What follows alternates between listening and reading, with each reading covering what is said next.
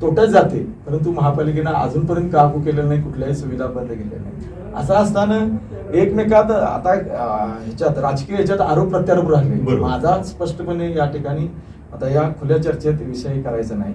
मी फक्त त्यांना एवढंच सांगतो, म्हणजे सूचक सांगतो, की तुम्ही ग्रामपंचायत सदस्य किंवा सरपंच होण्यापेक्षा आमच्या इथे येऊन महापौर, स्थायी समिती सभापती व्हा.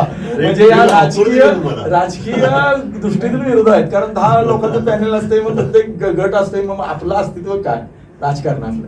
आमचं म्हणणं आहे तुम्ही या इथं तुम्ही नेतृत्व करा, महापौर व्हा, स्थायी समिती सभापती व्हा, आणि या राजकीय प्रवाहात या राजकीय दृष्टीतून विरोध नाही. आता याला मला उत्तर द्यावंच लागेल.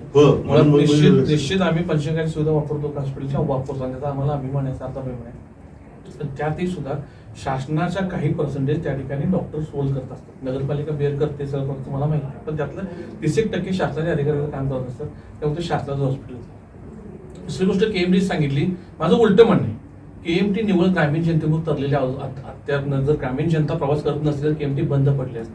हे काय सांगतात की 23 रूट जटरावाडीतून झालेलं सुरू रूट जाऊन संपतो कुठं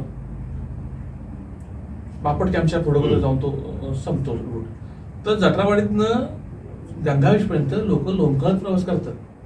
पण गंगावेश पासून पुढे जो काय तुमचा रूट आहे, जो शहरी रूट आहे, तिथं लोक बसत नाही. त्यांना शहरी लोकांना ते केएमटी वापर करणं कमी प्रमाणात वाटते कदाचित, त्यामुळे केएमटी वापरत नाही आणि म्हणून केएमटी तोट्यात निघाले. पण जे काही केएमटी तरलेले आहे ते निवड ग्रामीण जनतेतून तरलेले आहे, ही तर मला जाणीवपूर्वक सांगावं लागेल. आता राहिला प्रश्न लोकप्रतिनिधी म्हणून मला नगरसेवक असेल किंवा स्टँडिंग कमिटी असेल, मला माझे सोर्सेस आहेत ना.